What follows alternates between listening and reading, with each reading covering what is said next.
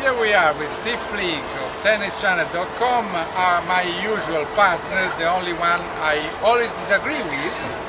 And no, we are joking, but we are just before the semifinals. Let's talk about the men's semifinals first. Steve, sure. Nadal is the only one who hasn't lost a set. Right. But Federer was very impressive versus Tsonga. And well, we also saw that Djokovic is still someone difficult to beat, and Murray was able to control somehow Isner. So what is your forecast at this point? What do you expect, and what is your idea of the tournament until now? I mean, all along I had believed that Djokovic was going to win the tournament. I have some doubts right now. I have some doubts about his form. I didn't like the way he played against Steve at all.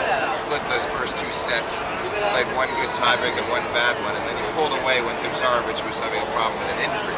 But it was very workmanlike. There was nothing inspired about it. He looked irritated to be out there. He didn't look happy. Hasn't really looked that good the whole tournament. A couple of easy wins at the start, but I think he needs to lift his game considerably. And I don't mean that just because Federer played so well against Tsonga. He did play very well, and he wasn't challenged that much. Tsonga didn't have his best serving net, but I mean because Djokovic himself needs to find the best form. We saw what happened in Paris when he was not at his best. Federer exploited it to the hilt and beat him in 4 sets in one of his best performances of the year. I think we're heading for another 5-set Djokovic-Federer semifinal. I'm going to go with Djokovic, but with a lot of doubt. Well, because I like to contradict you, I'm going to go with Federer. I don't blame you at all. Because Federer, I was really impressed. The way he played his forehand yesterday was the best Federer. I mean, he was moving so quickly. His footwork was phenomenal. It was.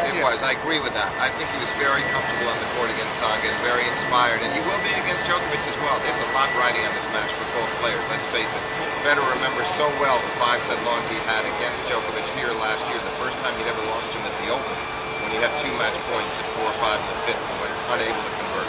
What we can say more about these 4 players, because if you go back to 2005, Sapin won the Australian Open, and since then the only one who was able to win a slam was Del Potro, because the other slams have always been won by Federer, Nadal, or Djokovic. Yes. Murray has played only 3 finals. Now you just touched on it. Murray, he's the man. I can't fully explain this. I think he's going to win the tournament. I honestly do. I think he's going to beat Nadal in the semis tomorrow. Me too.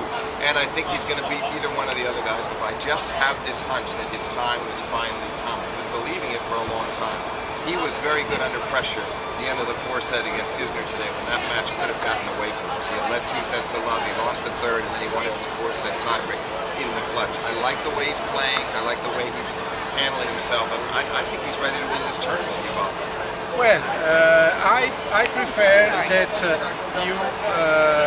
that Federer wins, in my opinion. But Murray is a strong player, and I do agree with you that he is playing very well, and he would deserve sooner or later to become a slam winner. Look at his record in the slams this year. He reaches the final of Australia. He got dismantled by Djokovic in straight sets, and then he went to the semis of the next 2. He lost both of them to Nadal at Roland Garros and Wimbledon. He's been so consistent at the majors. Here he is back in the final 4 once more.